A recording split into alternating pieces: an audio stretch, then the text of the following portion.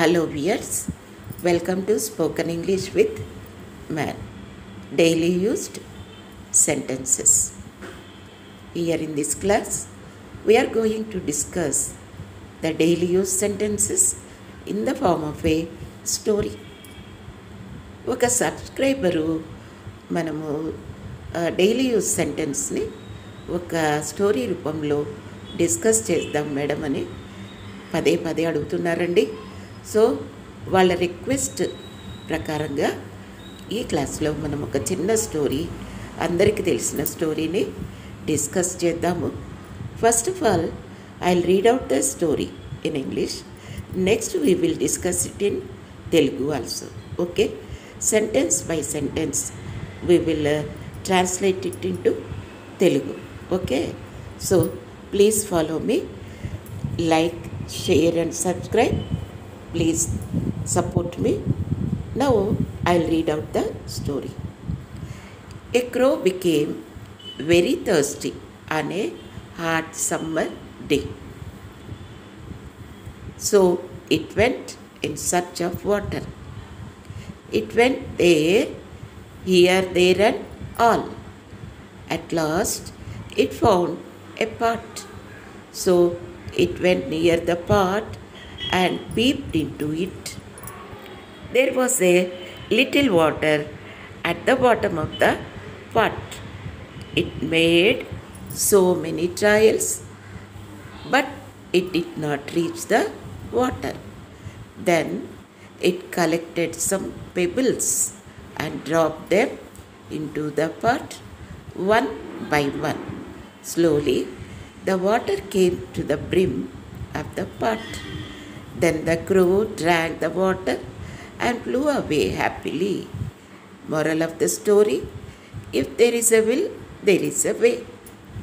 So మనము ఒక్కసారి ఇంగ్లీష్లో చదివేసాము. Now we will make it into Telugu sentences. Okay, please follow. ఇప్పుడు మనము మరి తెలుగులో కూడా ఒక్కొక్క సెంటెన్స్ చెప్తూ పోదామా.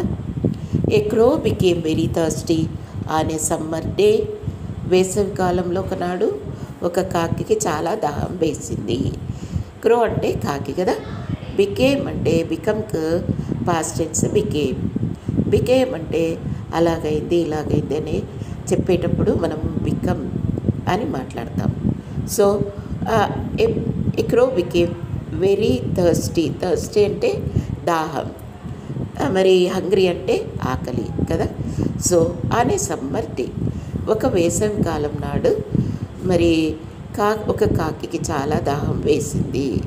So it went in search of water. అందుకని అది నీళ్లు వెతుకుతూ వెళ్ళింది.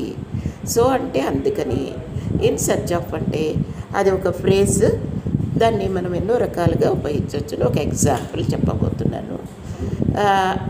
I lost my pen, so in search of it I went in to my office room.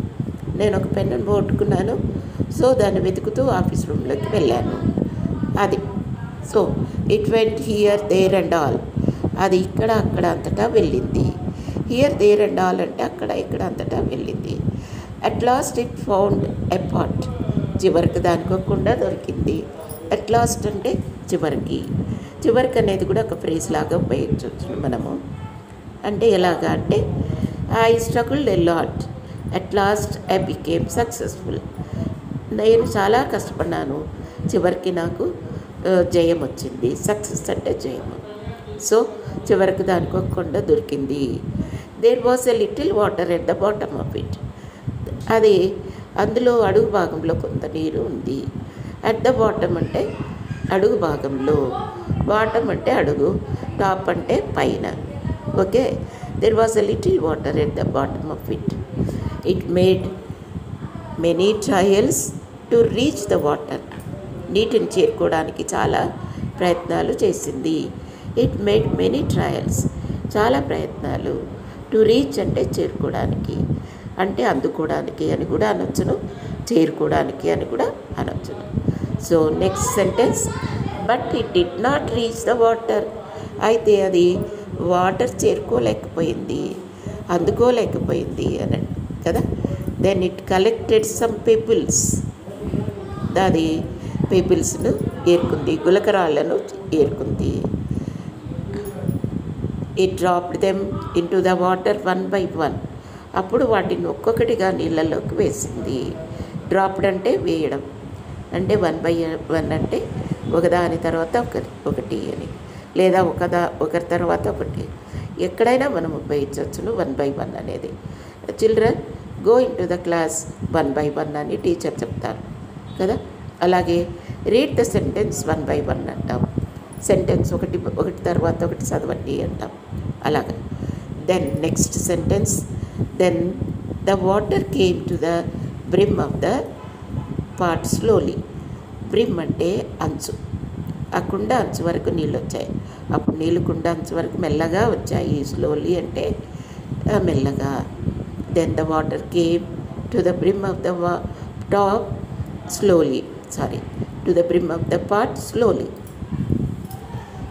Then next sentence, then the crow drank the water happily and flew away.